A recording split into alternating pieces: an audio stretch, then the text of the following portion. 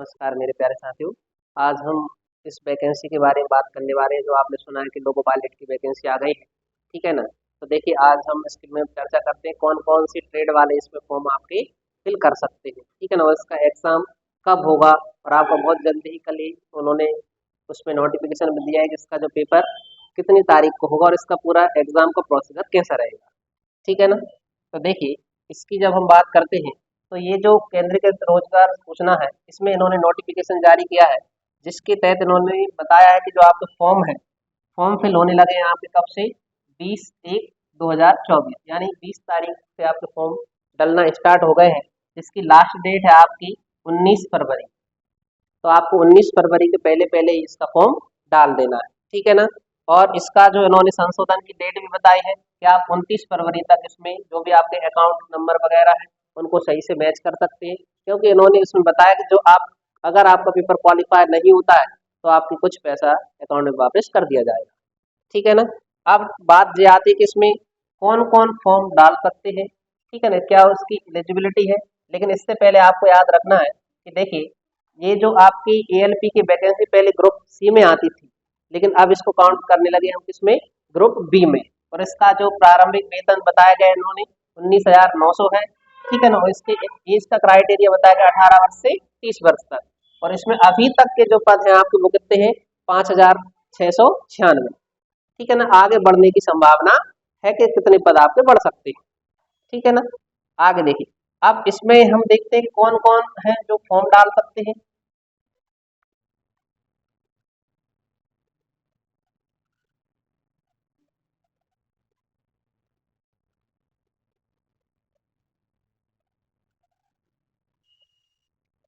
देखिए इसमें जो आपके उम्मीदवार हैं वो जो फॉर्म की उन्होंने योग्यता बताई है ये उनका एज का क्राइटेरिया है, कौन कौन के लिए कितने कितने साल का रिलैक्सेशन दिया जाएगा। अगर SC ST से है तो उनको 5 साल की छूट दी जाएगी। ठीक है ना। और अगर वो OBC से है तो उनको कितने साल की छूट दी गई, आपकी 3 साल की छूट दी गई है। और ये सब और अलग अलग उन्होंने नाम बताए कौन कौन के लिए कितनी कितनी छूट दी जा रही है। अब देखिए इसकी बात करते हैं हम परीक्षा शुल्क की। तो परीक्षा शुल्क जो आपके पेपर एग्जाम फॉर्म कितने लग रहे हैं, आपके 500 रुपये लग रहे हैं, जिसमें आपके कुछ पैसे काट कर वापस कर दिए जाएंगे।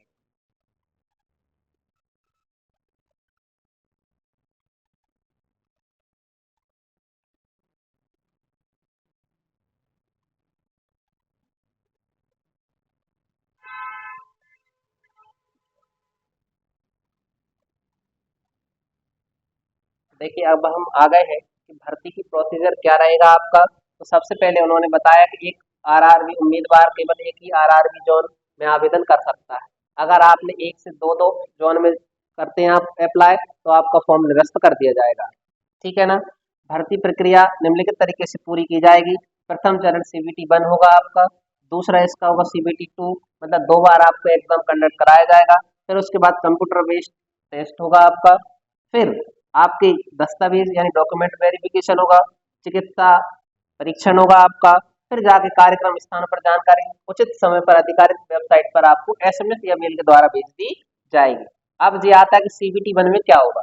तो CBT 1 केवल एक स्क्रीनिंग टेस्ट होगा, मतलब केवल क्वालिफाइंग टेस्ट है आपका। क्या रहेगा आपका, CBT 1 जो है वो क्वालिफाइंग टेस्ट है। ठीक है ना। जिसमें CBT 1 के नॉर्मलाइज स्कोर एट मेरिट के आधार पर उम्मीदवार को CBT 2 में शॉर्टलिस्टेड किया जाएगा। यानी CBT 1 में नंबर आने पर अगर आप क्वालिफाई करते हैं तभी आप जाकर CBT 2 में बैठ पाएंगे। फिर अंतिम पैनल तैयार करने के लिए CBT 1 में अंकों की गणना नहीं की जाएगी। अगर मान लीजिए आपका जो फाइनल स्कोर होगा उसमें CBT 1 के नंबर काउंट नहीं किए जाएंगे। फिर देखिए इधर उन्होंने बताया क्या क्राइटेरिया रहेगा आपका कि जो OBC SC ST संबंधित उम्मीदवार जिन्हें आयु के मापदंडों में छूट का लाभ उठाकर CB2 के लिए शॉर्टलिस्टेड किया गया है, उन्हें इस भर्ती की प्रक्रिया के बाद चरणों के लिए केवल उनसे संबंधित आरक्षित समुदायों को उम्मीदवारों के रूप में ही माना जाएगा। मतलब जो सब जैसे हैं सब में कॉमन ही रहेगा, कोई आरक्षित नहीं रहेगा आपके। आगे देखिए जो CBT 1 है उसका पैटर्न क्या है। तो CBT 1 का जो पैटर्न है आपका, तो उन्होंने बताया समय रहेगा आपको कितने मिनट का, 60 मिनट का पेपर होगा। उसका समय है 60 मिनट का। और प्रश्नों की संख्या है कितनी आपकी, 75। 75 क्वेश्चन रहेंगे। एक क्वेश्चन 1 नंबर का रहेगा और आपके माइनस मार्किंग जो है वो कितने की रहेगी आपकी 1/3, यानी आप जिसको बोल सकते हैं 0.33% की इसमें नॉर्मलाइजेशन रहेगी। 3 पर आपका एक गलत हो जाएगा। 75 क्वेश्चन है, ठीक है ना, और समय आपके पास 1 घंटे का रहेगा, ठीक है ना। इसके लिए कई पालियों में आपके पेपर ऑर्गेनाइज किए जाएंगे। अब बात आती है सिलेबस क्या है इसका और कितने हमें इसके लिए क्वालिफाइंग नंबर चाहिए। तो CBT 1 पास करने के लिए आपको जो है, अगर आप जनरल में आते हैं तो आपको 40% चाहिए, OBC आते हैं तो 30% नंबर लाना पड़ेगा, SC को 30% और ST को कितने परसेंट नंबर लाना पड़ेगा आपको 25%, तभी जाकर आप इस पेपर को क्वालिफाई कर सकते हैं। अब इसमें सिलेबस क्या है, क्या आपको पढ़ना पड़ेगा, तो देखिए इसके लिए जो सिलेबस है आपका, इसमें आएगा मैथ, रीजनिंग और साइंस। अब देखिए कौन कौन सी है। सबसे पहले इन्होंने बताया है कि CBT 1 है, इस CBT 1 के लिए क्या आपका मैथ का सिलेबस है, तो देखिए इन्होंने दिया है ये आप जो पढ़ते हैं मैथ में, संख्या पद्धति, बोर्ड मास, दशमलव भिन्न, है ना, LCM HCF, अनुपात समानुपात, प्रतिशत, क्षेत्रमिति, कार्य और समय, समय और दूरी, सरल चक्रवृद्धि ब्याज, लाभ हानि, बीजगणित, ज्यामिति, त्रिकोणमिति, प्राथमिक सांख्यिकी, वर्गमूल, आयु गणना, कैलेंडर, घड़ी, पाइप, टंकी आदि, ये सब मैथ के जो नॉर्मल सभी पेपर में जितने चैप्टर आते हैं वो इसमें भी आएंगे आपके। दूसरा इन्होंने बताया किसके बारे में, आपके रीजनिंग के बारे में, तो ये सब रीजनिंग का आप देख लेना, इस पर कौन कौन से आपके टॉपिक दिए गए। तीसरा इन्होंने स्पेशल ही लिख के दिया है सामान्य विज्ञान। क्या लिख के दिया इन्होंने, सामान्य विज्ञान में इसके अंतर्गत पाठ्यक्रम 10वीं तक का स्कोर दिया जाता है, जिसमें आपका भौतिक विज्ञान, रसायन और क्या आएगा आपका जीव विज्ञान शामिल होगा। 3 फेज हो चुके हैं आपके, यानी आपने कहा मैथ, रीजनिंग हो गई है आपकी, फिर साइंस हो गई, और चौथा इसमें स्कोर किया जाएगा किसको, GK, जिसको हम बोलते हैं सामान्य जागरूकता, जिसमें आपके साइंस, इनोवेशन, खेल संबंधित यानी स्टैटिक का पोर्शन आपका रहेगा। यानी कि आपको CBT 1 के लिए क्या क्या पढ़ना पड़ेगा आपको, तो CBT 1 के लिए जो पढ़ना पड़ेगा आपको, मैथ्स पढ़ना पड़ेगा, रीजनिंग पढ़नी पड़ेगी, साइंस पढ़नी पड़ेगी, और आपको साथ में पढ़ना पड़ेगा क्या, स्टैटिक। क्या करना पड़ेगा आपको, स्टैटिक भी पढ़नी पड़ेगी। ये CBT 1 का है। ऐसे ही सेम प्रोसीजर आपको CBT 2 का है, लेकिन CBT 2 के लिए उन्होंने बताया है कि एक जो उम्मीदवार है उसके लिए 2 एग्जाम कंडक्ट कराए जाएंगे। कौन कौन से रहेंगे आपके, तो देखिए CBT 2 उम्मीदवार के लिए शॉर्ट लिस्ट CBT 1 में सामान्यकृत अंकों की योग्यता के अनुसार RRB 22 कम्युनिटी 22 की जाएगी, यानी RRB जैसे नंबर है उस हिसाब से उसको शॉर्ट लिस्टेड किया जाएगा। आप देखिए CBT 2 में क्या होगा आपका, CBT 2 के 2 भाग होंगे, भाग A और भाग B, यानी कुल अवधि आपकी 2 घंटे 30 मिनट का पेपर होगा। CBT 2 कितने नंबर का होगा आपका, 2 घंटे 30 मिनट का पेपर होगा, जिसमें कुल आपके 175 क्वेश्चन रहेंगे। कितने क्वेश्चन रहेंगे, 175 रहेंगे। अलग अलग टाइम बटा रहेगा, 90 मिनट के लिए 100 क्वेश्चन है आपके लिए, और दूसरा जो रहेगा आपका अगले के लिए आपके लिए 60 मिनट रहेंगे, और आपको 75 क्वेश्चन मिलेंगे। अब देखिए इन्होंने आगे बताया है कि कितना क्या प्रोसीजर है उसका। दूसरे के लिए 60 मिनट 75 क्वेश्चन, पहले के लिए कितने थे आपके 90 मिनट 100 क्वेश्चन। अब ये जो दूसरा उन्होंने बताया है, प्रत्येक एक के लिए माइनस मार्किंग रहेगी आपकी।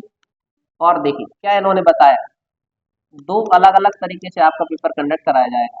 ये जो 100 क्वेश्चन आएंगे आपके, और एक में 75 क्वेश्चन आएंगे। ये जो 75 क्वेश्चन है वो ट्रेड के क्वेश्चन है आपके, कि आपने किस ट्रेड से ITI की है, ठीक है ना, क्या आपका बेसिक सब्जेक्ट था उससे क्वेश्चन आएंगे। और 100 क्वेश्चन रहेंगे आपके, ये आएगा मैथ, रीजनिंग, GK और साइंस, ठीक है ना। इस पर ही आपकी मेरिट तैयार हो, क्या तैयार होगी आपकी मेरिट, यानी जे पेपर आपका फाइनल नंबर रहेगी, यही आपका स्कोर कराएगा, और ट्रेड जो रहेगी आपकी वो क्वालिफाइंग रहेगी। देखिए इन्होंने बताया है, भाग ए के लिए भी इन्होंने क्वालिफाई बताया है और भाग बी के लिए भी बताया है। तो हमारे लिए जो सबसे ज्यादा फोकस करना है, चाहे CBT 1 हो चाहे CBT 2 हो, आपका जो सिलेक्शन प्रोसीजर है वो इन ही सब्जेक्टों पर है, यानी मैथ, रीजनिंग, GK और साइंस। इनको आपको बहुत अच्छे तरीके से इनको पढ़ना पड़ेगा। अब हम थोड़ा सा ये और देख लेते कौन कौन से ट्रेड वाले हैं जो इसमें फॉर्म आपके अप्लाई कर सकते हैं।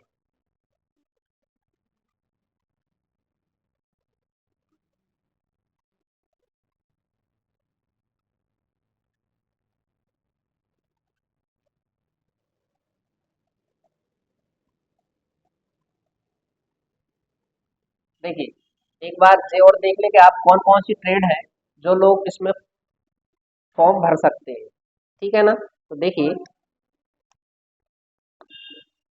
सहायक लोको पायलट, इसमें कौन कौन से ट्रेड वाले फॉर्म डाल सकते हैं, यानी मैट्रिकुलेशन यानी SSLC प्लस यानी NCBT और SCBT।